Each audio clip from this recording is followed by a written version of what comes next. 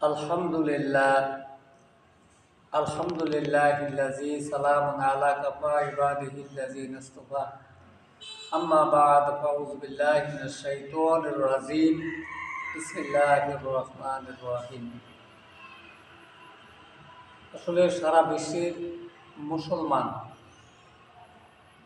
যদি খোলাফায়ে রাশিদিন এবং সাহাবে আজমাইনদের পথ অনুসরণ করে চলত, তাহলে বিশ্বে শান্তি আসত এবং আখিরাতেও ওরা মুক্তি পেতাম।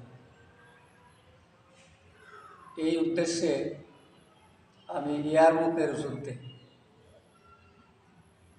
3 জন সাহাবী গুরুতর আহত অবস্থায় পড়ে তারা কাতরাইতেছিলেন এবং তারা মুমূর্ষ অবস্থায় শুধু পানি পানি পানি করে ডাকতেছিলেন। একজন সাহাবী মস্ক ভর্তি পানি নিয়ে প্রথম সাহাবীর কাছে গেলেন। সেই সাহাবী তাকে পানি পান করার জন্য বললেন, কিন্তু তিনি মুমূর্ষ অবস্থাতে ইশারা করে দেখাইলেন ওই যে দ্বিতীয় একজন পানি পানি করে আর্তনাদ করতেছে, আমার চেয়ে তার পিপাসা বেশি, আমার চেয়ে তার চাহিদা বেশি, তাকে আগে পান করা। সাহাবী দৌড়াইয়া পানির মস্ক নিয়ে ওই দ্বিতীয় সাহাবীর কাছে পৌঁছিলেন। তৃতীয় সাহাবীকে পানি পান করার জন্য চেষ্টা করলেন। উনি বললেন, আমার চেয়ে আরও কষ্টে আছে, আমার চেয়ে আরও পানি পিপাসায় বেশি কাতর অবস্থায় আছে, ওই তৃতীয় আরেকজন ডাকতেছে, ওনার কাছে আগে যান। পানির মস্ক নিয়ে তিনি সেখানে পৌঁছিলেন। পৌঁছার পরে দেখেন ওই সাহাবী শাহাদত বরণ করেছেন।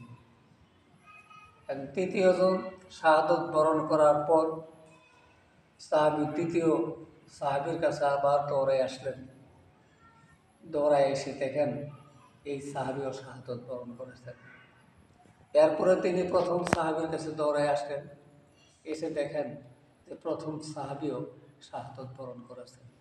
অতএব সাহাবে আজমাইন খোলাফায়ে রাশিদিন নিজের দুঃখ, নিজের কষ্ট, নিজের চাহিদা, নিজের প্রয়োজন, নিজের ক্ষুধার্ততা বা নিজের পিপাসিত থাকা, নিজের চেয়ে তিনি আরেকজন মুসলমানের প্রয়োজনটা বেশি করে দেখছেন।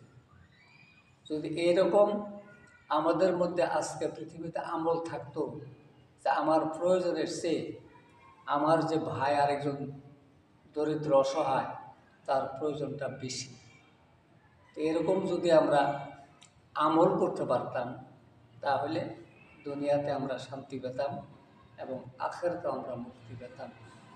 তা আমরা সকলেই খোলাফায়ে রাশিদিন এবং সাহাবী আজমাইনদের পথ অনুসরণ করার আহ্বান জানিয়ে আমি আমার কথা শেষ করছি।